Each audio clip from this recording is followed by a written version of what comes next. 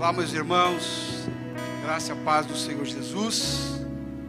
Deus é conosco, é com sua igreja, mesmo nos dias de tribulação. Antes de juntos ceiarmos, eu gostaria de trazer uma palavra ao nosso coração, no sentido que nós temos falado muito de temor, de temores, e eu queria hoje tentar ajudar os irmãos, e tenho me ajudado também, a entender e aprender como lidar com os temores ou com dias de medo que nós estamos passando. Porque às vezes nós nos perdemos tanto que às vezes até perdemos a nossa fé, achando que por causa das tempestades a palavra de Deus não tem resposta, mas ela tem. Então a gente queria tentar um pouco juntos, né? Aprendermos com o Salmo 51, de 1 a 3, que diz assim: tem misericórdia de mim, ó Deus, pois os homens me pressionam, o tempo todo vêm contra mim, me atacam e me oprimem. Os meus inimigos pressionam-me sem parar, muitos atacam-me ainda com arrogância. O salmista aqui, ele está dizendo de um período difícil que estavam vivendo, como o nosso, e era a pressão de outros reinos que estavam sobre eles.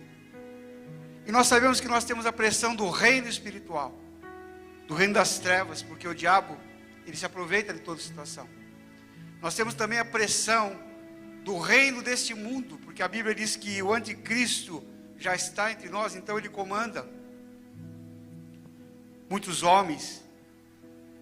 É importante a gente saber, queridos, que o espírito do maligno ele entra no coração do homem. Então nós lutamos com o diabo dentro do coração do homem. E parece que o diabo no coração do homem se fortalece mais ainda, quando nós vemos crimes absurdos acontecendo. Um jovem não sabe explicar, convidou a namorada para jogar videogame e decepou aquela jovem. Isso é uma maldade indescritível. E quando se pergunta para ele, ele não sabe dizer. Ele diz que ele é um bom rapaz. Quem é que operou ali? Então o salmista está dizendo aqui: olha, tem misericórdia de mim, ó Deus, pois os homens me atacam. A pressão vem de todos os lados. Nós estamos enfrentando uma pandemia e uma guerra política ao mesmo tempo. Os homens nos pressionando. Para, não para. Vai, não vai. Para uma indústria, para um comércio, só que aquele comerciante não sabe como sobreviver. Aí uns são do lado daquele que pede para parar, outros só choram porque aquele está ali sofrendo. Não há um consenso, não há um equilíbrio, não se busca uma alternativa em que todos nós possamos vencer juntos. Então estamos vivendo um momento de pressão, de ataque também dos nossos próprios inimigos. Tem pessoas que não nos amam, tem vizinho que não nos amam, tem irmãos que dizem irmãos e não nos amam, que na hora do nosso aperto viram as costas.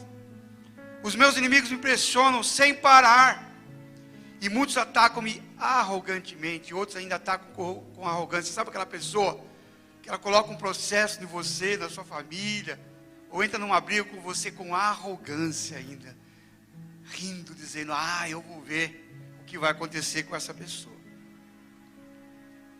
E ele diz: mas em meio a tudo isso,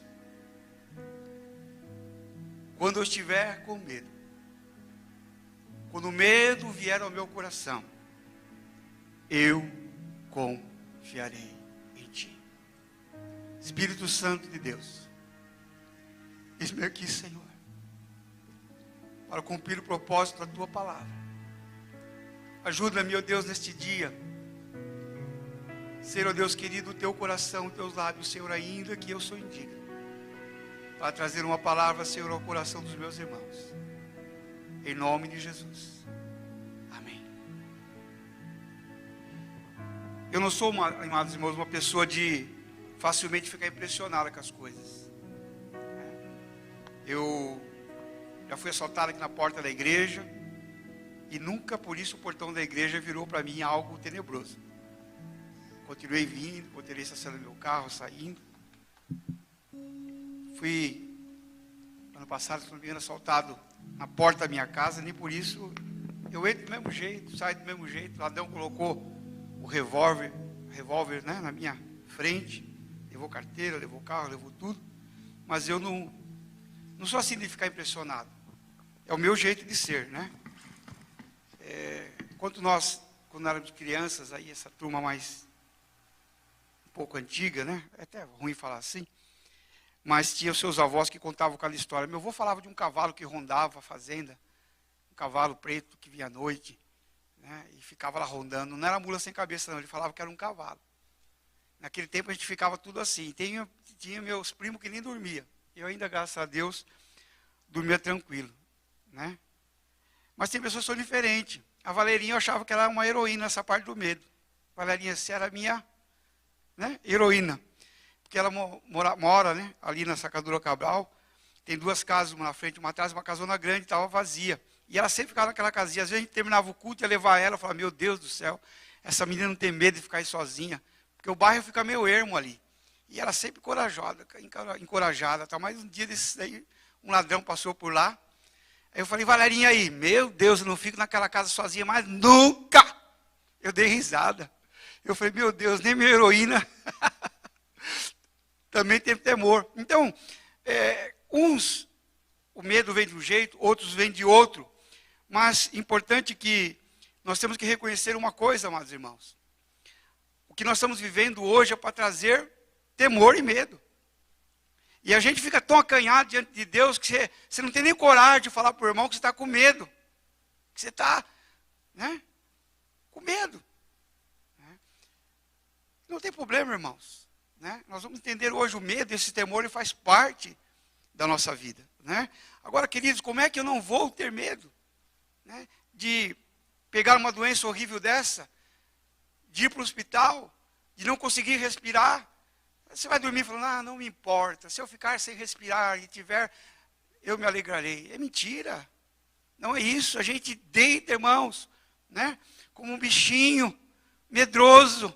Né? Meu cachorrinho, um barato, quando ele sai de dentro de casa, na casa da minha tia, ele é um herói. Ele vai, ele late, ele faz. Quando sai para tomar banho, irmãos, ele fica treme. Né? O Bob. E nós somos assim, queridos, quando nós saímos da nossa redoma, né, da nossa segurança, nós também trememos. E aqui o Salmo está dizendo que o servo de Deus estava sob pressão, sob temor, sofrendo isso. Né? Sofrendo todas essas consequências. Mas eu penso, queridos, que todos esses temores nos ajudam a amadurecer e a compreender os medos que a vida impõe e como enfrentá-los. Eu acho que o importante não é saber se eu tenho medo ou deixo de ter medo. É saber que a resposta aqui que esse servo tinha, quando o medo vier, quando a pressão vier, quando a coisa se descontrolar, como eu vou reagir? Que o problema do medo não é o medo, é a reação que nós vamos ter. Que muitas vezes, diante do medo, dependendo da reação, piora as coisas. Uma pessoa, às vezes, quando está ali para se afogar, se apavorar, quanto mais ela se bater, pior fica. Né? E às vezes é difícil acalmar uma pessoa que está passando por isso. Então, o primeiro aprendizado que Deus nos traz nessa manhã, precisamos entender que alguns temores ou medos farão parte da nossa existência. Não tem como passar a vida toda sem passar por um temor. Não tem. Temor de ficar com alguma doença incurável, de não ter dinheiro para sobreviver às necessidades da vida. Por exemplo, queridos, talvez pode ser consequência das necessidades que nós passamos quando pequeno, da geladeira sempre vazia, né, depois que comprou geladeira, que no começo não tinha, né, aquela fruta contada, aquela comidinha contada. Eu sempre digo para os irmãos aqui, era batatinha distribuída, era o bolinho de carne. E eu tinha um golpe que eu dava lá em casa, com medo de ficar sem a mistura, que eu escondia o bolinho da minha mãe, que ela fazia, era um bolinho de carne moída, com pão, né, para render mais, eu escondia debaixo do arroz, que era 3 bolinhos para cada um. Eu falei, meu Deus do céu, eu escondia, eu ganhava sempre um a mais. Eu falei, mãe, né, não ganhei tudo ainda. Era o jeito da gente, né, viver, e que a gente vivia, e graças a Deus vivíamos felizes. Mas causou algo em mim, por exemplo, irmãos, eu olho a fruteira de casa e não consigo ver a fruteira vazia. Até ela fala, você não consegue ver a fruteira vazia? Não consigo mesmo. Eu pego a geladeira, falta uma coisinha, eu ponho, não sei o que lá. Aí eu fico pensando, está faltando, para sempre estar cheio, porque eu talvez trouxe, né, imprimiu na minha alma, né, talvez esse temor de ter a despensa vazia. Né. Eu vou, às vezes, num lar, numa casa assim, eu fico observando, né, a fruteira, como está, as coisas, se está tudo certinho ou não, com medo que aquela família esteja passando também alguma dificuldade. E às vezes também eu tenho o âmbito de querer pegar as coisas e distribuir, sabe, dar para alguém. Às vezes eu tenho minha tia que mora em frente, uma coisinha, eu vou lá, eu entrego para ela, ô tia. E minha tia, tudo que vem, ela transforma, e a casa dela sempre está aberta para quem precisa, né? Não é para correr lá tomar café e almoçar, não, que ela tem 88 anos, tem que preservar, mas só estou dando uma dica, amém? Para o futuro. Mas a tia Merça, ela recebe muito bem as pessoas. Então a gente gosta de repartir. Então, amados queridos, é um tipo de temor de perder pessoas que amamos. Né? A Milena, quando era pequena, eu estava dormindo, ela vinha com medo que eu tivesse morrido, ela punha o dedinho aqui no meu nariz, ficava com o dedo no meu nariz, chorava às vezes, com medo, né? Então ela ia lá com o dedinho, para ver se o pai estava respirando. E ela conta agora, né, como ela tinha esse temor, né, talvez de perder o pai, eu não sei como isso veio na cabecinha dela, né, mas ela tinha essas questões com ela, né. E nós temos, queridos, né, como a gente não tem medo, não há um temor, né, quando a gente tem alguém doente em casa, que o médico dá um diagnóstico, você não chega para a pessoa com aquele diagnóstico ruim, bate a mão, né, você dá palavras, claro, de ânimo, mas no teu coração, você teme. Você teme quando você vai no médico, o médico, vamos fazer um raio-x urgente, uma ultrassonografia urgente, você já teme.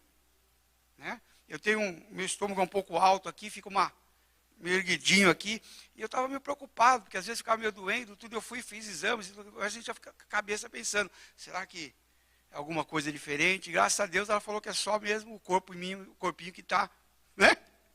Ficando mais elástico, né? Mais defeituoso. Mas a gente põe isso na cabeça. Diz assim a palavra de Deus, Eclesiastes 9:2, tudo sucede igualmente a todos, o mesmo sucede ao justo e também ao ímpio, ao bom e ao puro, como também ao impuro. Assim aos que sacrificam, que cultuam, como aos que não cultuam. Assim ao bom, como ao pecador, ao que jura, como ao que teme o juramento. Talvez o irmão vai dizer, puxa vida, né? Está acontecendo isso comigo, eu estive em todas as lives. Quando abriu o culto eu estava lá, agora o irmão Joãozinho, né? Ou o irmão Flavinho, nunca aparece, nem na live, nem no culto. E a desgraça caiu justamente na minha casa. Justamente o vento levou o meu telhado. E o João, que tem um telhado brasileiro mais fino que o meu, na casa dele não aconteceu nada. É assim que a nossa consciência age. É assim que nós agimos, né?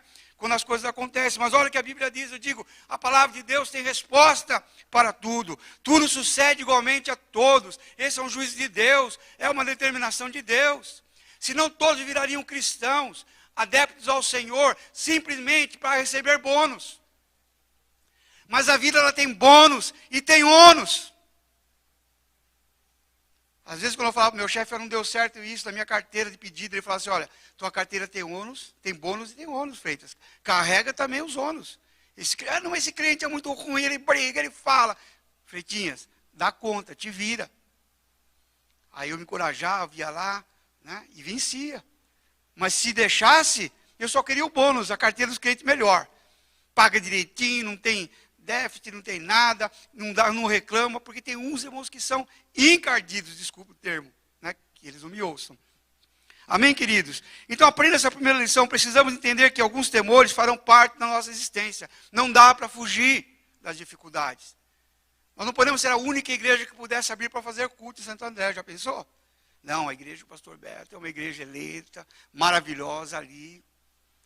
Ali não tem Covid, não tem nada. Graças a Deus, Deus tem nos poupado. Mas, irmãos, não é assim que se raciocina. Nós temos que raciocinar com a mente de Cristo, com a mente do Senhor. E Jesus disse na mente dele, pela boca dele, no mundo tereis aflições. E o que eu quero hoje é nos ensinar, nos ajudar a vencer as aflições. E eu passo o que você passa. Quantas vezes eu tenho acordado de madrugada, sabe, pensando naquele cliente que não foi atendido, que tinha que atender e não consegue, não produz, e a fábrica dele está parando, e ele me ligou a semana toda dizendo: Freitas, pelo amor de Deus, me ajuda. Isso é uma aflição, irmãos. E não dá para mim dizer: eu não posso passar por isso. Irmãos, eu vou acordar porque eu sou um cara responsável. Todo mundo que é responsável, às vezes acorda da madrugada preocupado. Sabiam disso? Agora, não estou dizendo que os que dormem são irresponsáveis. Não é isso que eu estou dizendo. Mas, geralmente, né, a prática é essa, que quem dorme com uma preocupação, ele acorda, né, preocupado. E é claro que a Bíblia também diz que nós não devemos deixar isso virar uma ansiedade. Né? Quantas vezes eu acordo assim, aí depois eu vou lá para o sofá e eu falo: Senhor, a tua palavra também diz que eu posso colocar nas tuas mãos. Irmãos, vou dizer uma coisa para vocês: coloca na mão de Deus que dá certo. Quantas vezes, irmãos, Deus tem operado, porque eu tenho orado, amados irmãos, pelo presidente da empresa, pelos diretores, tenho orado para que Deus faça milagres. Eu clamei um dia por um cliente, no outro dia, era impossível acontecer, faturou o material, chegou lá no cliente, já tinha chegado, eu nem tinha percebido. O cliente que me ligou: olha, obrigado pelo material que chegou. Eu falei: meu Deus do céu. Eu agradeci a Deus. Para mim, irmãos, foi uma intervenção de Deus. Amém? Pode dizer que o caso do faturamento foi mais rápido, que da expedição foi mais rápido. Para mim, foi a resposta da minha oração. Quantas vezes ficamos aflitos, né, por saber que um irmão esteve enfermo e está enfermo. Irmão, se nós dissermos que o Luiz está ali internado, e nós não ficamos com o coração, toda vez que lembramos, aflito, dizendo: Senhor, coloca o teu anjo, tem misericórdia, guarda o seu servo, guarda a respiração, Senhor. Usa os enfermeiros, usa os médicos. Nós temos esse temor, isso é um temor natural, né, que nós precisamos ter. Então, primeiro ensinamento de hoje: precisamos entender que alguns temores farão parte da nossa existência. Amém? Os irmãos estão na live aí? Glória a Deus. Dê um aleluia aí na sua casa, no seu lar. Eu sei que tem alguns dormindo ainda, porque eu não vi toda a igreja assistindo, mas amém. Deus sabe. Segunda lição: nem todo medo se caracteriza por falta de fé. Não é porque você tem medo que você não tem fé. Ao contrário, muitas vezes os temores nos mantêm em estado de alerta, nos avisa dos perigos que a vida tem, nos tornam mais prevenidos e tornam até benéficos quando bem administrados. Quando vem aquele temor e a gente também aplica a palavra de Deus e não ser ansioso, muitas vezes alguns temores não se caracterizam na falta de fé. Eu achava que às vezes quando tivesse medo de alguma coisa, que eu ficava aflito, que eu não tinha fé. E eu ficava me criticando diante de Deus. Que tomé que eu sou, que tomé que eu sou, que tomé que eu sou. Eu parei com isso. Eu aprendi que muitos temores são benéficos, são alertas para a gente. Né? Aquela pessoa que não tem medo de atravessar o farol: ah não, para mim não importa. Se eu fizer assim, Shazam, sei lá o quê, o carro para. Ou o anjo do Senhor não vai deixar o carro me atropelar. Agora, se ele tem um pouco de temor, de respeito, ele olha o sinal direitinho. Né? Opa, agora é o verde. Quantos de nós somos apressados? Ainda somos. Com multa e tudo, o camarada vai no vermelho. Às vezes a gente erra, né, a mão, às vezes, e pode acontecer isso. Né? Mas os sinais são colocados para quem o quê? Para quem tem temor, respeito. Então, nem todo medo se caracteriza por falta de fé. Ao contrário, nos mantém em estado de alerta, nos avisa dos perigos que a vida tem, nos tornam mais prevenidos, se tornam até benéficos quando bem administrados. Na verdade, pode nos tornar mais humildes, quebrantados e sensíveis. Quero dizer uma coisa para os irmãos. Depois de alguns temores, dificuldades que eu passei na vida, pela misericórdia de Deus, né, eu percebo que eu não sou o mesmo. Que eu já vivi o cristianismo imaturo, que eu achava que nada me tocaria, né? Que nada aconteceria nunca, que ninguém ia me perseguir. Né? Esse salmo para mim não fazia sentido. Nunca ninguém vai me perseguir, nunca ninguém vai me odiar. Eu sou o pastor da igreja, todo mundo me ama. Enganoso é o coração do homem. Quando a gente descobre que há pessoas que não te amam, que na hora da tua crise, da tua dificuldade, eles vão te abandonar. Mas Deus permite, né, que essa crise, que tudo isso aí na nossa vida, venha nos quebrantar. Amém, queridos? Então eu digo assim, cada crise que eu passei na minha vida, eu me tornei um homem mais quebrantado, mais sensível. Hoje, pela graça e misericórdia de Deus, eu sinto meu coração mais sensível. Eu consigo ser um pastor de melhor qualidade, né? Às vezes a gente é pastor por nome. Quando eu queria ser pastor, irmãos, o meu sonho quando era pastor é pôr o terno, a gravata, aquela biblinha, igual o pastor Edson Queiroz, entendeu? E abrir o culto e pregar, e todo mundo ficar contente com a pregação. Não era cuidar de vidas, não era sofrer com os irmãos. Nunca passou isso na minha cabeça. De ficar sofrendo com os irmãos, hoje não. Hoje é diferente, né?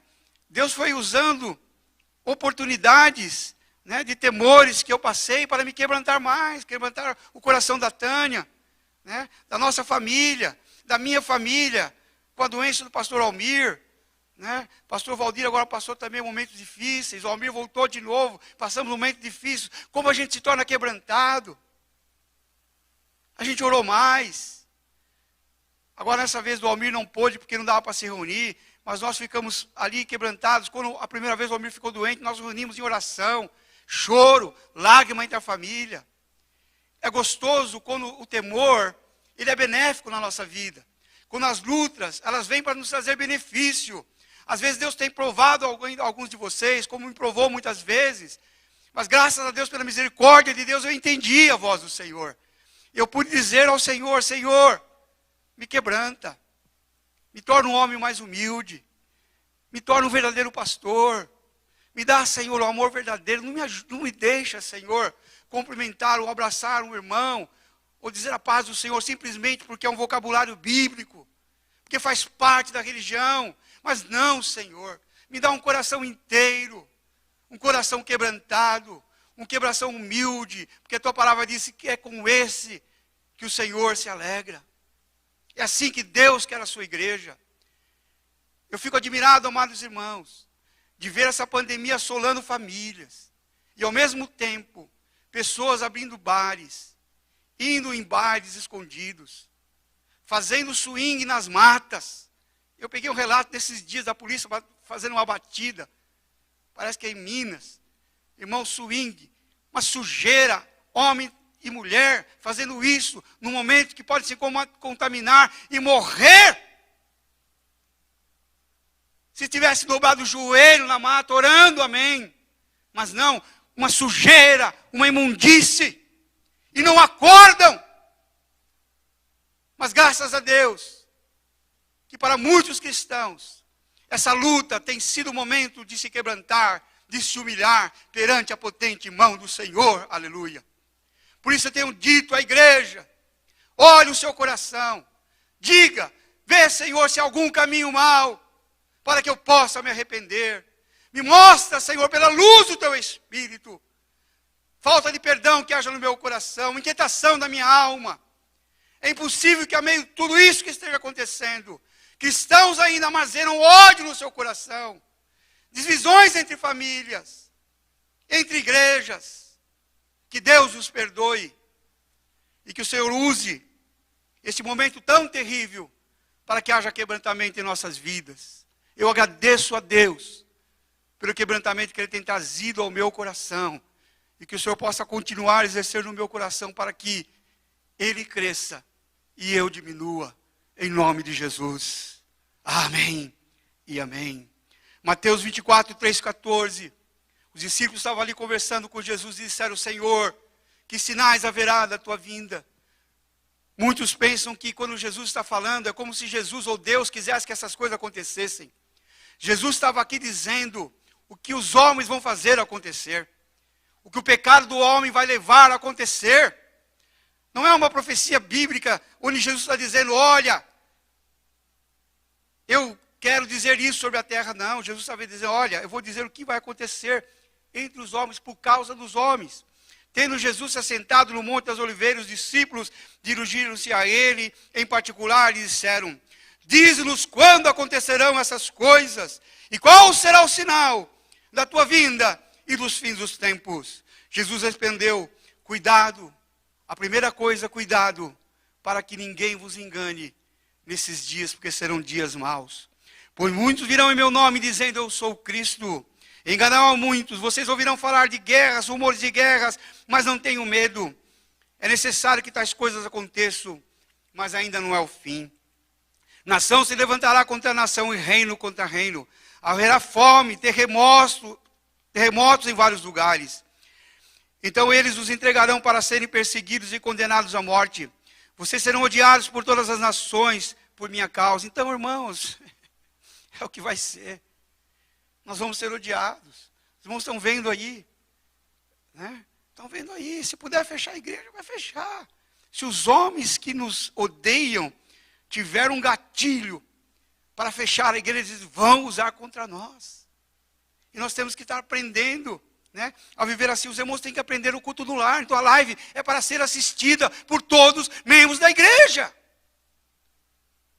Ah, mas às 10 horas é sono demais. Tudo é demais. Às 5.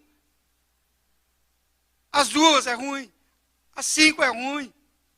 Tem gente que não se liga pelo que está acontecendo. Perde uma palavra, porque é uma unção especial no ato da pregação. Irmãos, eu posso ler isso em casa, tudo, falar comigo sozinho, mas quando eu estou aqui no púlpito, há um mover de Deus diferente. Há uma unção de Deus diferente. Isso é importante nós termos isso. Então é importante que os irmãos participem, acordem um ou outro, ligam um para o outro, façam alguma coisa para que os irmãos estejam unidos para a glória de Deus. Então eles os entregarão para serem perseguidos e condenados à morte, vocês serão odiados. Naquele tempo muitos ficarão escandalizados, trairão e odiarão uns aos outros. E numerosos falsos profetas surgirão e enganarão a muitos. Devido ao aumento da maldade, o amor de muitos esfriará. Quando eu vejo, amados irmãos, que muitos irmãos estão longe da igreja, num momento como esse, eu posso dizer, o amor desse irmão está frio. Irmão, se você não pode vir ao culto quando tínhamos, por causa da sua idade, morbidade, amém. Não posso jamais botar pressão no irmão, dizer de jeito nenhum. Mas você não pode vir no culto, não pode assistir a live, não pode assistir de quarta, não pode assistir quando a missionária Zenai, às vezes o Moisés faz também, não pode. Não pode ver um culto dos homens, não pode. Não pode nada. Não sei. Talvez o seu amor está se esfriando e você precisa acordar. A Bíblia diz, desperta tu que dormes. Desperta tu que dormes. Agora na hora de dormir. 10 virgens, 5 ficaram desatentas e ficaram. Jesus está dizendo isso. Isso era uma colocação futura. Ele está dizendo que quando ele vier, terão pessoas que estarão casando, dando esse casamento, estarão em festas. Longe do Senhor, não que a festa nos afasta do Senhor, mas tem muitas que afastam. Tem muitas coisas que são atração do mundo e nos afastam. Devido ao aumento da maldade, o amor de muitos esfriará. Mas aquele que perseverar até o fim, com chuva, sem chuva, com sol, sem sol, com corona, sem corona, né, com culto live ou sem live, presencial, não presencial, da forma que for. Olha só o que a Bíblia diz. Aquele que perseverar até o fim, o Senhor o salvará. Aleluia. E esse evangelho do reino, então, será pregado em todo o mundo, como testemunho de todas as nações. E então virá o fim, disse assim Jesus. Porque haverá então grande tribulação, como nunca houve desde o princípio do mundo. Até agora e jamais não haverá. Se aqueles dias não fossem abreviados, ninguém se sobreviveria. Mas por causa dos eleitos, aqueles dias serão abreviados. Amém, gente? Jesus estava dizendo, olha, esses dias que vêm, nós estamos no princípio das dores, irmãos. Eu creio que Deus não permitirá, minha opinião, nós passarmos totalmente pela grande tribulação. Mas parece que Deus vai permitir a gente pegar o começo de tudo isso. Para a gente acordar. Amém? Deus está te chamando, você que está me ouvindo. Talvez possa ser tua última hora. Abre o teu coração de vez. Entregue o teu coração a Jesus. Não seja pego de surpresa. Porque o Senhor aqui está nos avisando. Então, se alguém lhe disser, vejam que Cristo está ali, ou ali está Ele, não acreditem, irmãos. Porque aparecerão falso Cristo e falsos profetas que realizarão grandes sinais e maravilhas para que, se possível, enganasse até os eleitos. Está dizendo aqui, irmãos, que talvez muitos milagres de último momento serão mais milagres enganosos do que os dados por Deus. Não é uma coisa difícil. Né? Vejam que eu vos avisei antecipadamente. Assim, se alguém disser, ele está lá no deserto, não saiam, está aqui em casa, não acreditem. Porque assim como o relâmpago sai do oriente e mostra no ocidente, assim será a vida do Filho do Homem. Ou seja, irmãos, né, o que se apresentará diante de nós até o fim é o Espírito Santo de Deus. Mas o Filho do Homem, Jesus, muitos vão dizer, olha, ele está lá em casa, ele está lá no mercado, eu passei lá no mercado tal, Jesus estava andando lá. Não dê crédito. Ele fala conosco através do Espírito Santo. Amém, gente? Amém, queridos? Ele foi ascendido aos céus e ali está, ele governa nos céus. Ele nos deu o Espírito Consolador. Então, isso é uma mentira de que Jesus vai estar perambulando, né, pela cidade. Mas muitos irmãos que não conhecem a Bíblia, não foram na igreja, não têm conhecimento, vão cair, porque o milagre ele nos ilude, muitas vezes. E muitos vão atrás. Porque assim como o relâmpago sai do oriente e mostra no ocidente, assim será também a vinda do Filho do Homem. E imediatamente, após a tribulação daqueles dias, o sol escurecerá, a lua não dará mais sua luz, as estrelas cairão do céu, os poderes da terra serão abalados. Então aparecerá no céu o Filho do Homem, e todas as nações da terra se lamentarão e verão o Filho do Homem vindo nas nuvens do céu, com poder e grande glória. E ele enviará os seus anjos, com grande som de trombeta, e esses reunirão os seus eleitos dos quatro ventos e de uma outra extremidade dos céus. Amém, gente? Olha só como vai ser o dia glorioso do Senhor. A Bíblia diz que ele virá nos ares. Né? E nós teremos o som de trombeta, linda, tocando. Irmãos, e todo olho verá, todo mundo, olha só que lindo, e ele enviará os seus anjos com grande som de trombeta, e ele reunirá os seus eleitos dos quatro cantos da terra. Amém? E de todas as extremidades do céu. É lindo isso. Então é isso que nos ajuda, amém? A vencer, a entender a palavra do Senhor. Deixa eu terminar aqui ainda esse ponto. Nós estamos em um tempo que nós precisamos pedir discernimento ao Senhor. Nós vamos ver dias, irmãos, que nós vamos pedir discernimento das pessoas. Eclesiastes 8,5 diz assim: quem guardar o mandamento não experimentará nenhum mal. O coração do sábio discernirá o tempo e o juízo. Nós temos que ter discernimento do tempo que nós estamos vivendo. Nós temos que ter discernimento das pessoas que nós estamos nos relacionando. Às vezes de pessoas que se denominam evangelistas, missionários. Eu lembro uma vez que nós recebemos aqui um evangelista, assim, um jovem abençoado, quem olhava assim. Mas eu não sei o que deu em mim, que eu bati os olhos nele. E alguma coisa falou comigo, tem algo errado. Mas mesmo assim tinha uma família, aquela igreja que gostou muito dele, porque era muito alegre, convidou o rapaz para dormir na casa deles, ele dormiu. E o irmão, na sua humildade, ele tinha, acho que não sei se era uma joinha que ele ia mandar para um parente lá que ele tinha, num pacotinho.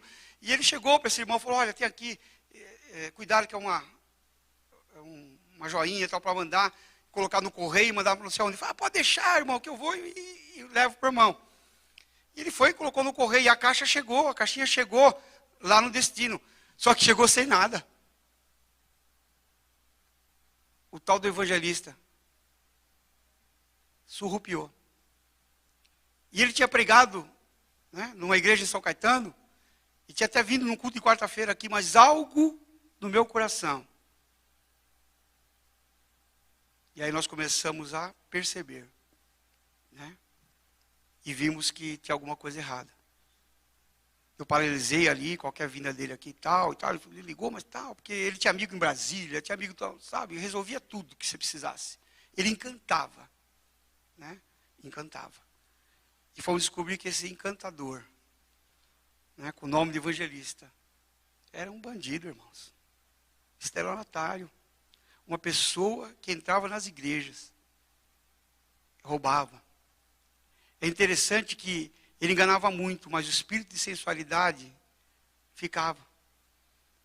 Então não aguentava. Então ele sempre ia para cima de uma irmãzinha. Né? Ficava ali naquele lugar, já percebia. Então o outro pastor também percebeu. Que a irmã falou: pastor, o evangelista aí, não sei, cheio de graça, né? E Deus foi mostrando. Amém, queridos?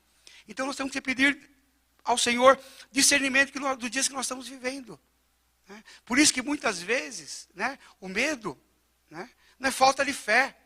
O medo é precaução. Nos ajuda.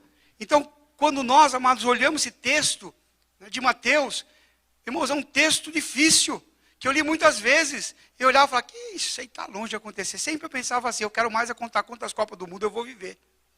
Que eu contava a minha vida pelas Copas do Mundo, né? Eu quero viver tanto tempo nas Copas do Mundo, cada 4 anos. Agora hoje, queridos, esse texto já torna um alerta. Amém? É aquele farol que acende. Pisca. Né? Para que a gente possa, estamos perto da terra, estamos perto de alguma ilha aí, estamos tomando cuidado com a embarcação. Né? Então, tomar cuidado que tem algum prédio que está piscando. Então, quem está voando com o helicóptero, né, ter essa condição. Amém, queridos? Quarta lição. O medo que devemos ter. Esse sim. O medo que devemos temer. O medo que a gente deve ter, muitas vezes a gente não tem. Mas o medo que eu e você deve ter é daquilo que nos causa a perca da nossa fé em Deus, devido às crises longâmeras que nós passamos. O que eu quero dizer para os irmãos? Muitas vezes nós temos medo do que não precisa. Né? Medo de coisa que não precisa. Medo de barata, de rato. Ai, o rato! A barata, gente que corre, não sei se... Só as mulheres que sabem contar melhor, mas diz que tem homem também que sobe na mesa, né? Aí eu não sei, eu nunca vi, mas dizem que é assim. Mas o que eu quero dizer aqui, esse quarto ponto é importante, irmãos. O medo que eu devo ter e temer é de perder a minha fé em Deus. Quando sobrevém a mim, a você, dias de crises que sejam longânimos. Porque aquela crise passageira, aquela dor de dente que dá aquele negócio, você toma e passa. A dor de cabeça que passa é uma coisa. Mas a enxaqueca constante, aquela dor constante, ou aquele problema constante, é esse que nos mina muitas vezes. E aqui o salmista estava dizendo assim, é demais, Senhor. Vamos relembrar aqui o texto. Que ele diz aqui, olha, tem misericórdia, Senhor, pois os homens me pressionam o tempo todo. Essa aflição o tempo todo aqui pode, amados irmãos, nos causar afastamento do Senhor. Essa nós devemos temer. Temer o medo de perder a fé no Senhor, dizer, Senhor, mesmo que eu estou passando pelo vale de sombra da morte, não me deixa, Senhor, perder a fé em Ti. Amém, queridos? Não me deixe perder a fé em Ti. Êxodo 17, 7 conta a história do povo de Israel. O povo de Israel estava na crise de escassez no deserto. Foi um tempo muito grande que eles passaram no deserto. E o deserto nos provoca. Ele provoca a falta de fé. Ele provoca os nossos lábios a falar contra Deus, a falar contra a igreja, a falar contra os profetas. Ixi, aquele irmão profetizou para mim lá, disse que ia ter abundância na minha casa. Olha aí, Senhor, olha como está o meu celeiro. E assim foi o povo de Israel. Porque o Senhor prometeu a eles a Canaã e deu promessas que ia tirar eles do Egito. E eles então acharam que já saía de lá e já ia ter comida à vontade, água à vontade, tudo mais à vontade. Mas a caminhada tinha que atravessar um deserto. Toda a comunidade de Israel partiu do deserto de Sim, andando de um lugar para o outro, conforme a ordem do Senhor. Acamparam em Refidim, mas lá não havia água para beber. Por essa razão queixaram-se a Moisés e exigiram, dê-nos água para beber. Sabe quando a gente se torna exigente? Quantos de nós, amados irmãos, nas nossas aflições, nos tornamos exigentes? Deus me dá, Deus provê, Deus faz. Senão eu paro, senão não faço mais, senão não canto mais, senão não prego mais, senão não ajudo mais. Quantos nós fazemos isso? Por que se queixam de mim, disse Moisés? Porque colocam o Senhor à prova. Mas o povo estava sedento e reclamou a Moisés, por que você nos tirou do Egito? Foi para matar de sede a nós, os nossos filhos, nossos rebanhos. Então Moisés clamou ao Senhor, que farei com este povo? Estão a ponto de apedrejar-me. Respondeu-lhe o Senhor: passe à frente do povo, leve com você algumas das autoridades de Israel, tenha na mão a vara com a qual você feriu o Nilo e vá adiante. Eu estarei à sua espera no alto da rocha, que está em Horebe. Bata na rocha, e dela sairá água para o povo beber.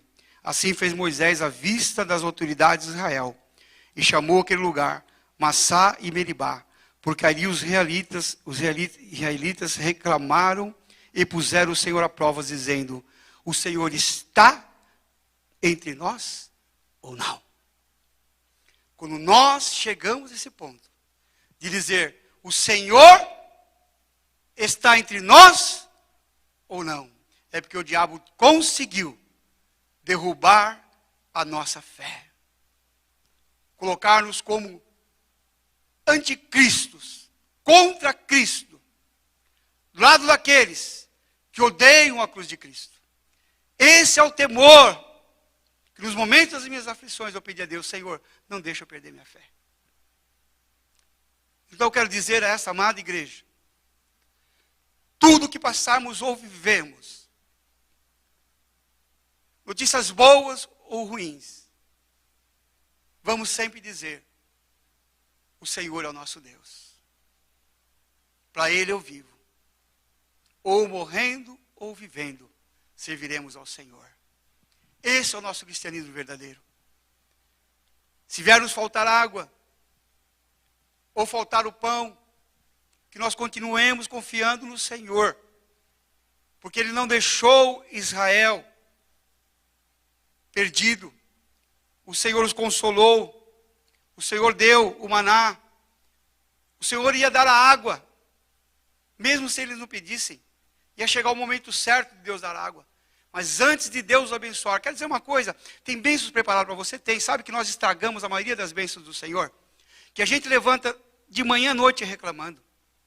Nós reclamamos de tudo, e hoje não é tempo de reclamar. Por mais que estamos apanhando, amados irmãos, das notícias que estão acontecendo, é tempo de nós levantarmos a cabeça e dizer: Deus continua no controle da face da terra.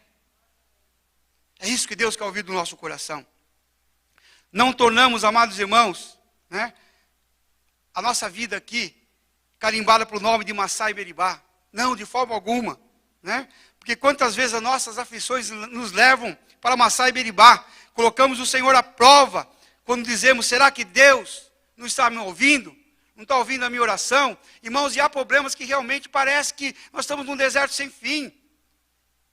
Quem já passou por lutas assim sabe o que eu estou dizendo.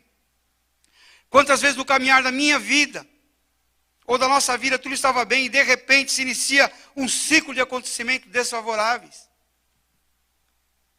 Eu cheguei um dia a dizer: Senhor, graças te dou, porque eu estou tendo sorte demais, eu nunca enfrentei tanto problema assim, estava na boa.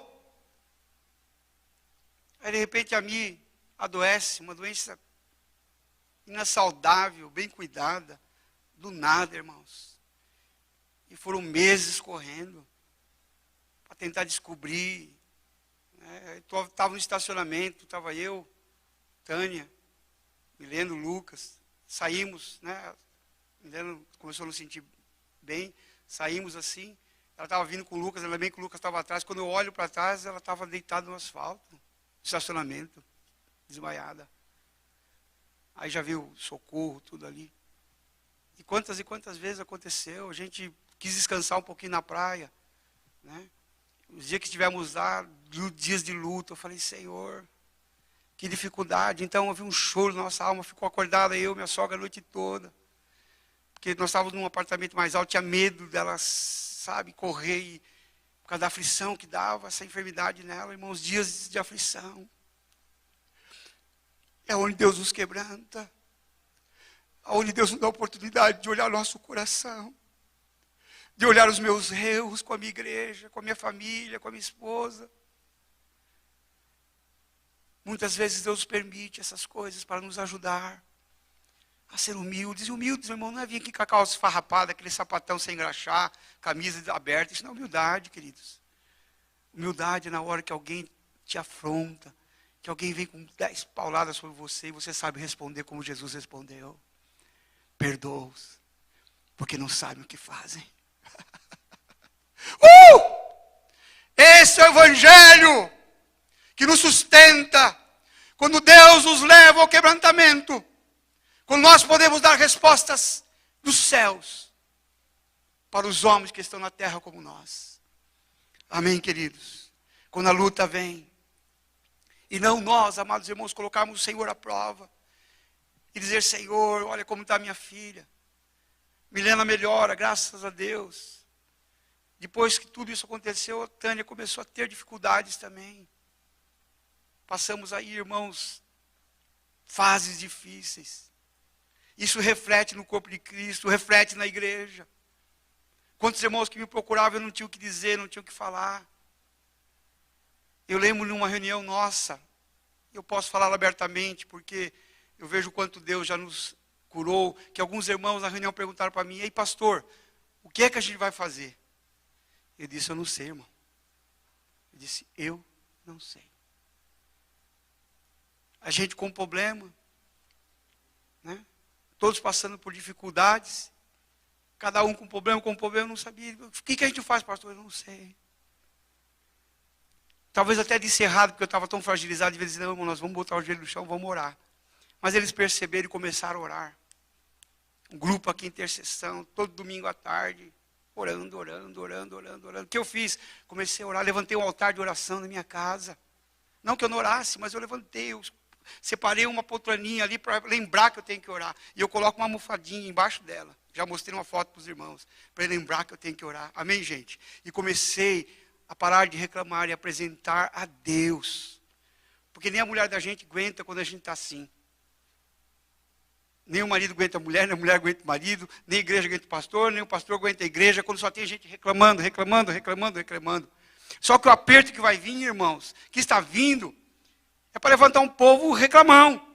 Mas graças a Deus que o Senhor tem nos dado misericórdia. Caminhamos o ano passado todinho, e graças a Deus a igreja caminhou de forma diferente. Fico feliz com isso, amém? Porque oramos, porque buscamos ao Senhor, porque nos dedicamos. É nessas crises da vida que somos provados em nossas alianças, que um dia firmamos com Deus, com a família e com a igreja. Lembre o que eu estou dizendo. São nos dias de crise que vai pôr à prova a aliança que você fez do teu noivado, da tua namorada, do teu casamento, com a tua família. Era um dia de prova. Quando as lutas vêm, porque, irmãos, vem a doença. Você tem que ir no médico. Quem tem um convênio compartilhado vai descontar. Aí o camarada já sabe que no mês que vem veio a cobrança. Meu Deus, o salário já é pequenininho, ainda tem médico, vai cobrar. E a hora que vem, desata em nós a nossa humanidade. Sabe o que você faz com ela? Afoga ela nos mares do Senhor. Amém, gente? E começa a clamar ao Senhor. E aí, irmãos, que a resposta vem para a glória de Deus. Em nome de Jesus. Então, quarto lugar que nós aprendemos hoje. Tenha medo, sim, e temor daquilo que possa te afastar do Senhor. É hora de ter medo, né? De adulterar. É hora de ter medo de estar fornicando fora da vontade de Deus. Aí uma crise dessa te pega, não dá tempo, nem 5, 6 dias, pum, acabou. E foi um fornicador morto. Né? Aí a namorada, o amante, sei lá, quem sabe disso, fala: puxa vida, será que deu tempo dele se arrepender das coisas que nós estávamos fazendo? É sério que eu estou falando, né, irmãos? É para doer, dói mesmo. Porque é uma grande verdade. É hora de se afastar dos pecados, de se arrepender, de dizer: Senhor, eu não vou passar nem perto daquele bar. Se você tem problema de alcoolismo, foge. Foge. Se você é uma pessoa que tem dificuldade, né, de lidar com o sexo oposto, ou até com o mesmo sexo que seja, entendeu? Porque a tua carne é fragilizada nessa área, foge. Foge. Mantenha a sua candeia acesa. Mantenha o azeite na lamparina. Mantenha aceso mais ainda. Porque nós não sabemos o dia de amanhã. Irmãos, quantos pastores estavam pregando domingos atrás, meses atrás, já não estão mais entre nós. Servos de Deus. Então tenha medo, tenha temor daquilo que possa te afastar de Deus. De uma briga em família, de um ódio no coração, da intenção de não pagar as contas, porque tem gente que tem contas pelo peso das contas e do que nós estamos vivendo no país. Eu não quero trazer peso para a tua vida, porque todos nós temos um pouco de dívida, o brasileiro é endividado. Mas tem gente, amados irmãos, que quer fazer, dar um jeitinho, para não pagar, para deixar, para surrupiar o termo que a pessoa usa. Tenha medo disso.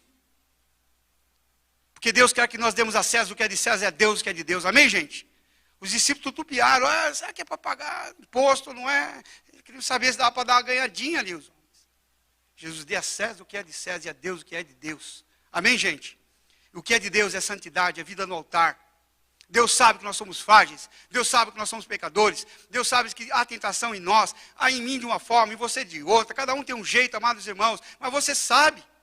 Se você não se conheça, peça a Deus, o Espírito, que mostre o seu coração. Como Davi pediu, Senhor, revela o meu coração. Vê se há alguma coisa imprestável em mim. Porque eu não quero mais viver assim. Amém, gente? Amém, queridos? O povo não responde, irmãos da live. Estão respondendo, será aí? Vê aí, gente. Será que eu estou pregando sozinho? Oh, Deus. Glória ao Senhor. Eu estou reafirmando esse ponto, irmãos, porque é muito importante isso. Eu tenho medo, tenho medo. Não, tenha medo que realmente precisa ter medo. Medo daquilo que nos afasta do Senhor. Que nos afasta da comunhão. Irmãos, se nós, os evangélicos, tivéssemos medo de temor do que é para ter temor, ia ter divisão das igrejas? Ia ter pastor metendo a mão do dinheiro da igreja? Pastor enganando, fazendo aqueles milagres que não são milagres, que o povo pensa que é e não é? Os camaradas são corajosos. Eu ouvi, o pastor Gesser Góes, da Assembleia de Deus Canaã, lá de Fortaleza, ele desceu o Guatambu na igreja, depois ele foi pregar numa conferência da Assembleia de Deus, ele também desceu o Guatambu, amados irmãos. Ele falou até dos líderes da convenção, dizendo, nós ficamos enriquecendo, não construímos escola, não construímos hospitais, agora não tem onde colocar o nosso povo. Em vez de nós ficarmos construindo aquelas mansões para os grandes líderes da igreja, tivéssemos construído hospital, escola, nossos filhos hoje não estavam sendo ensinados com porcaria, e agora nós lamentamos. Eu admirei aquele pastor. Outro homem arretado. É porque, irmãos, nem nós, os cristãos, que se denominamos pastores, evangelistas, missionários, temos vergonha. Temos vergonha. Temos temor. Então é isso que eu estou querendo dizer aqui nesse ponto 4 desse ensinamento. Tenha medo daquilo que realmente você tem que ter medo. Amém, queridos? Quinto e último ponto. Para nós começarmos a ceia. Estou indo, hein? Os temores diante da crise que a vida nos impõe não nos dão oportunidade, ou seja, nos dão oportunidade de proclamar o que realmente cremos e vivemos nos nossos corações. O temor, irmãos, que acontece, as lutas que vêm, ela identifica quem nós somos. Sabia? O cristão que nós somos, à medida que nós estamos na régua, se nós realmente amamos mais o céu do que a terra, como Jesus mandou. Jesus era tão maravilhoso, né, irmãos? Ele falou, eu não sou desse mundo, eu vou preparar-vos lugares. Não ameis esse mundo, nem aquilo que neles há. Ele avisou tanto a nós, né? E a gente se apegou com o carrinho, com a casinha, com a televisão, com isso, com aquilo, aquilo outro. Tem gente, irmão, se você mexer numa coisinha dele, ele vira, eu não sei, mas eu ouvia dizer que mulheres têm problema com isso. Eu não quero botar esse peso nas irmãs, que se mexe na sandália, se mexe naquela roupa, naquele brinco, elas ficam meio atordoadas. Eu acho que tem homens assim também, com seus carros, com seus bens materiais. Irmãos, Deus pode nos dar uma casona, um carrão, né? Amém, ande com ele. Mas se Deus dizer agora, eu quero que esse carro seja trocado por um outro pequenininho, tá bom, Senhor, é isso que Deus quer. Amém, gente? Agora que Deus fala para você, olha, agora você morou nessa casa aqui, nesse palácio, agora eu quero que você more lá naquela casinha mais simples. Você fala, é isso mesmo, Deus? Aí vai. Isso é o coração desprendido. Amém, queridos? Né? Então, os temores diante das crises que a vida nos impõe, nos dão a oportunidade de proclamar o que realmente cremos e vivemos em nossos corações. A hora que vem a hora do aperto, e Deus pedir para você tomar uma decisão, você não agarra, né? Não, Senhor, pelo amor de Deus, Senhor, não, Senhor, não. Você vai dizer a voz do meu Senhor. Amém? Irmãos, pensam bem o nível de amor de Paulo ao Senhor. Paulo, irmãos, ele foi salvo do naufrágio. Ele caiu na ilha, uma serpente o mordeu, aquela serpente em poucas horas você morre. Ele continuou. Mas chegou o momento, queridos, que o Espírito de Deus disse para ele: Paulo, é chegado a tua hora. E Paulo disse a Timóteo: Timóteo, é chegado o tempo da minha libação. A gente não vê Paulo reclamando. Ele sentiu saudade, ele queria os irmãos perto dele. Ele queria João Marcos. Ele queria a igreja perto dele. Estava ali, chegando o dia. Ele sabia que ia ser decapitado. Mas ele não blasfemou. É esta igreja que Deus quer. Que quando vier o aperto, vier a luta, não sai dos nossos lábios um palavrão, um xingamento. Vou sair dessa igreja. Vou abandonar o barco, não. Deus quer ouvir outras coisas de nós. Deus quer ver o coração puro, sofrido, mas que o ama verdadeiramente. Sabe, irmãos, algumas declarações de homens de Deus na Bíblia, que eu quero que esteja no meu coração, em todos os meus dias de adversidades.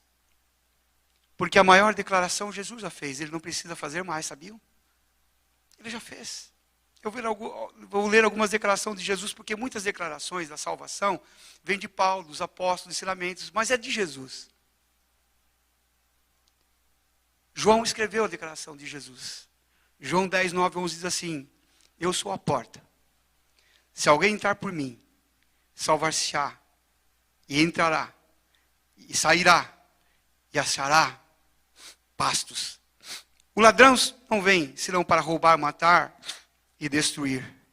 Mas eu vim para que tenham vida, e a tenham em abundância. Eu sou o bom pastor, diz o Senhor, e o bom pastor já deu a vida pelas ovelhas. Foi a declaração de Jesus para nós. João 10, 14, 16 diz: eu sou o bom pastor e conheço minhas ovelhas, e das minhas sou conhecido. Assim como o Pai me conhece a mim, também eu conheço o Pai, e dou a minha vida pelas minhas ovelhas. Ainda tenho outras ovelhas, que não são deste aprisco, também me convém agregar estas. E elas ouvirão a minha voz, e haverá um rebanho, um só rebanho e um só pastor. Vocês não se sentem seguros com essas declarações do Pai? De Jesus, não foi o apóstolo Paulo quem falou, que escreveu em Romanos, que escreveu, não. Aqui é o próprio Jesus que disse: não se turbe o vosso coração. João 14, de 1 a 4. Credes em Deus, crede também em mim. Na casa de meu Pai há muitas moradas. Se não fosse assim, eu vos teria dito: vou preparar-vos lugar. E quando eu for e vos preparar lugar, virei outra vez e vos levarei para mim mesmo, para que onde eu estiver, estejais vós também. Mesmo vós sabeis para onde eu vou e conhecereis o caminho. Amém, queridos? Mais uma declaração de Jesus, João 15, 16. Não me escolheste vós a mim, mas eu vos escolhi a vós e vos nomeei, para que vades e dê fruto, e o vosso fruto permaneça, a fim de que tudo quanto fizeres, a bênção do Senhor virá. João 17, 13 e 15. Mas agora eu vou para ti, digo isto no mundo, para que tenham a minha alegria completa em si mesmos. Dei-lhes a tua palavra e o mundo os odiou, porque não são do mundo, assim como eu não sou do mundo. Não peço que os tire do mundo, mas que os livre do mal. Amém, gente? Essas foram a declaração de Jesus. Agora Deus espera de nós, nos momentos de adversidades, de lutas, a nossa declaração. Qual é a nossa declaração? Eu quero falar aqui, renovar algumas declarações de Davi. Davi que passou essas adversidades. Ele diz assim, o rei Davi, que escreveu praticamente 73 dos salmos. E o primeiro salmo foi o Salmo 23. Aqui, irmãos, não é Deus falando. Tem gente que lê os salmos e fala assim, não, olha o que Deus está falando. Não é o que Deus está falando. É o que o homem convertido a Deus está dizendo de Deus. Amém? Deus falou essas coisas a Israel, mas ali o salmista, ele está falando do Senhor, que eram os poemas e os que se tornaram cânticos, e que Israel cantava. E ali então, Davi, ele começa a dizer o que ele achava de Deus. Então o que Deus quer ver de mim e de você, nesses dias de aflição, nesses dias de luta, como Davi passou, ele disse: o que eu farei? Como eu me portarei? Olha só o que a palavra de Deus diz, ele diz assim: o Senhor é o meu pastor. Amém, gente? No meio de toda a luta, ele disse: o Senhor é o meu pastor e nada me faltará. Foi o homem quem disse isso de Deus. Então agora, nesse momento terrível que nós estamos passando, nós temos como Israel cantar o cântico dos cânticos, o cântico da vitória, ir para o trabalho marchando, no carro marchando, dizendo: eu digo como Davi, o Senhor é o meu pastor e nada me faltará. Aleluia! É isso que dava força a Israel. É isso que nos dá força quando nós proclamamos o cântico da vitória. Que diremos, pois? Se o Senhor é por nós, quem será contra nós? O Senhor é meu pastor e nada me faltará. Deitar-me faz em verde espaço, guia-me mansamente pelas águas tranquilas, refrigera minha alma, guia-me pelas veredas da justiça, por amor do teu nome. Ainda que eu andasse no vale da sombra da morte, não temerei mal algum, porque tu estás comigo, a tua vara e o teu cajado me consolam. Aleluia. Havia uma fé dentro do coração de Davi. E ele proclamou, e esse salmo, ele ainda era um menino. Ele estava sob a cobertura do rei Saul. Não tinha nem passado metade das diversidades quando ele escreveu o primeiro salmo. Ele já tinha essa expressão pura do seu Salvador. Que Deus levante no teu coração essa expressão pura, de choro, de lágrima. Que você diga: o Senhor é o meu pastor. No Salmo 91, 16, ele diz: aquele que habita nos esconderijos do Altíssimo, a sombra do Onipotente descansará. Direi do Senhor o quê? Ele é o meu Deus, meu refúgio, minha fortaleza, nele confiarei. Porque ele te livrará do laço do passarinheiro, da peste perniciosa. Ele te cobrirá com as suas penas, debaixo das suas asas te confiarás, e a sua vereda será o teu escudo e broquel. Olha que ele escreveu: não terás medo do terror da noite, nem da seta que voe de dia, nem da peste que anda na escuridão, nem da mortandade que assola ao meio-dia.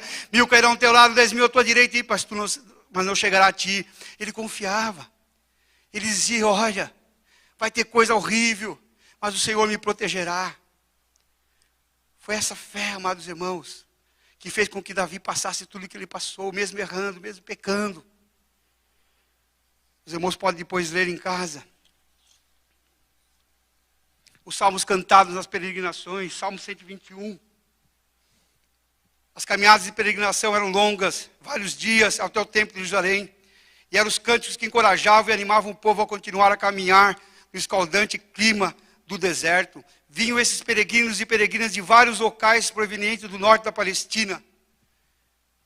O povo de Israel não morava ali, amados, perto do templo. Eles viam um lugar longe. A gente tem preguiça de vir na igreja. Ai, tem que pegar o ônibus. Ai, tem que tirar o carro da garagem. Ai, tem que acordar cedo. Ai, tem que não sei o que lá. Ai. O povo de Israel vinha de longe. Eles vinham com carroça, com não sei o que. Uma caminhada. E ali eles vinham cantando os salmos. Vinham cantando. E um deles era o Salmo 121. Levantarei os meus olhos para os montes. De onde me virá o socorro? O meu socorro vem do Senhor que fez o céu e a terra. Não deixará vacilar o teu pé. Aquele que te guarda não tosquenejará. Eis que não tosquenejará, nem dormirá o guarda de Israel. O Senhor é quem te guarda. O Senhor é a tua sombra, a tua direita. O sol não te molestará de dia nem de noite. O Senhor te guardará de todo mal, guardará a tua alma. O Senhor guardará a tua entrada, a tua saída, desde agora para sempre. Amém, gente? Jeremias 50, 34, a declaração de Jeremias. Mas o seu Redentor é forte. O Senhor dos Exércitos é o seu nome. Certamente pleiteará a causa deles, para dar descanso à terra e inquietar os moradores da Babilônia. Mas o Senhor Redentor é forte. Jeremias dizia isso, amém? Eu estou dizendo aqui aquilo que os homens falavam de Deus. Entendam bem isso. Não é Deus falando de si próprio. É o coração do homem. Nós, irmãos, temos que ter esse canto de vitória no nosso coração. Palavras de Paulo, 2 Timóteo 1,12. Por essa causa também sofro, mas não me envergonho, porque sei em quem tenho crido. Estou bem certo que é poderoso para guardar o meu depósito até aquele dia. Olha o que Paulo dizia. Eu sei em quem tenho o quê? Sei pela causa que sofro, mas não me envergonho, porque sei em quem tenho crido. Estou bem certo. Essa confiança, irmãos, nós vamos ter que estar certo. Paulo, amados irmãos, sofrendo perseguição, luta, mas ele dizia, eu sei em quem tenho crido. Olha, aconteça o que acontecer, se eu adormecer no hospital, eu tenho certeza que o que me aguarda é a coroa da vida. Amém, gente? Nós estamos chegando ao ponto, irmãos, de ter que crer desta forma, de ser claro em falar para os irmãos. Pode ser, que pessoas próximas a nós, a gente não veja mais. Nós temos que lutar para que sejam salvos, para que vão com Jesus. Porque uma coisa é certa, querido. Os mortos ressuscitarão e os vivos serão arrebatados, mas todos nós encontraremos com o Senhor nos ares. Amém, gente? Aleluia! Isso é certo. Então nós estamos passando por isso. E Paulo estava passando por isso. Ele diz, olha, eu sei. Por essa causa também sofro, mas não me envergonho, porque sei quem tenho crido. Não é, irmãos, porque esse corpo mortal vai perecer, porque isso faz parte da vida, é um temor da vida, vai acontecer com todos nós, mas cedo ou menos, não estou aqui declarando, saudando a morte, não, irmãos, longe de nós o anjo da morte, não é isso não, mas nós temos que viver a realidade, pregar o evangelho como ele é, amém, irmãos? Enfeitar o bolo, e depois o cara comer e for amargo, não adianta, porque bolo eu penso que é doce. Um dia minha irmã fez uma comida gostosa, era um purê de batata delicioso e tal, e aquela carmoína boa. A hora que nós fomos comer, o purê de batata estava doce, ela errou, ela pegou o leite, acho que coloca no purê, o leite adocicado, né? E jogou no purê, que você pôs aquele negócio, eu falei, meu Deus do céu, irmãos, estragou o almoço, estragou. É só para ajudar os irmãos a entenderem, amém, queridos? Uma outra declaração linda, que eu já falei para os irmãos aqui, a declaração de Jó. Irmãos, se tem um camarada que sofreu na existência da terra, foi Jó. Perdeu bens, família, tudo. Esse homem, irmãos, se eu fosse juiz, eu ia dizer assim, tem todo direito, né? Atua aí, eu vou perdoar, se você reclamar. Mas interessante, irmãos, que Jó 19:25 diz assim, porque eu sei que o meu Redentor vive, e por fim, se levantará sobre a terra. Sabe o que ele estava dizendo? Que a própria mulher dele disse assim, olha, nega teu Deus e morre. E ele ali, declarando a glória de Deus. Os amigos, talvez parentes, sei lá como foi tudo aquilo ali. Jó, talvez fosse a única pessoa na terra que o sofrimento até a gente ia dizer, não, está certo se ele falasse outra coisa, né? Mas aqui, irmãos, Jó com tudo isso, ele disse, porque eu sei que o meu Redentor vive. Estou passando isso agora. Parece que tudo está errado. Está tudo negativo, né? O temor querendo me assustar, querendo me amedrontar. Mas ele disse, mas por fim, a hora que chegar o fim, o meu o quê? Deus se levantará sobre a terra. É como se nós pensássemos assim, está uma bagunça as nações. A gente não sabe quem manda. Quem que vai mandar no mundo? Da onde vai operar o anticristo? É da China? É da Rússia? É dos Estados Unidos? Será que é do Brasil? Da África? Da onde vem? Como vai ser? E a gente ficar remoendo isso e se desgraçando com isso, não. Eu sei de uma coisa, que as lutas virão porque Jesus disse. Mas eu vou dizer como já disse, porque eu sei que o meu Redentor vive. E por fim, ele se levantará sobre a terra. E nós acabamos de ler aqui, que o Senhor virá. Que o Senhor olhará a terra. E ele vai recolher os seus. Vai chegar para nós o canto da verdadeira vitória. Amém? Enquanto isso, nós estamos como Israel, andando, né? para ir até Jerusalém, correndo perigos, porque eles corriam perigos, mas cantando salmos, cantando os hinos, adorando o Senhor. Vocês, queridos, que tocam aqui, que cantam, coloquem, se batizem por essa palavra. Cada vez que vocês tocarem, vocês lembrarem dos salmos de Davi, que vocês estão dizendo que o Senhor é o Deus da vitória. Amém, gente? E o que aconteceu, irmãos? Deus veio sobre a terra de Jó. E a Bíblia diz que Deus restituiu tudo a ele. Amém, gente? Eu penso, irmãos, na maior das restituições. Eu sei que há restituições aqui pequenas que Deus nos dá, mas a restituição dos céus. Já pensou que dia lindo? Olha que chegarmos diante do Cordeiro, naquela fila, todos nós aqui, estamos diante do Senhor, Ele olhar para a gente. Vinde bendito do meu Pai, porque achei o teu nome escrito no livro da vida. Vinde bendito do meu Pai, para a morada que eu vos preparei. Vai lá correr com os discípulos.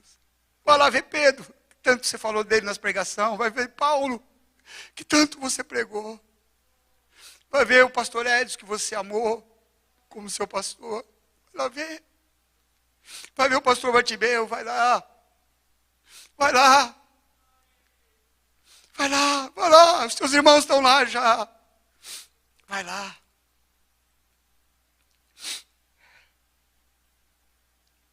Eu achei muito lindo o testemunho da Zenai, e eu termino aqui. Ela estava contando que, acho que foi o psicólogo, eles fazem esse trabalho porque vê que a pessoa pode vir a falecer ali no leito do hospital, e talvez o psicólogo estava fazendo uma entrevista com ela e tentando confortar, e ele perguntou por várias vezes como que estava o coração, a alma dela. Ela disse, eu estou em paz. Ele falou, mas está em paz? Eu estou em paz. Há um temor. Ela estava ali, né? Precisando de oxigênio. Mas ela disse, eu estou em paz. Em outras palavras, sabe o que ela quis dizer? Se Jesus me chamar, na glória com Ele eu estarei. Que Deus assim os abençoe com esta palavra e marque seu coração no nome do Pai, do Filho e do Espírito Santo de Deus.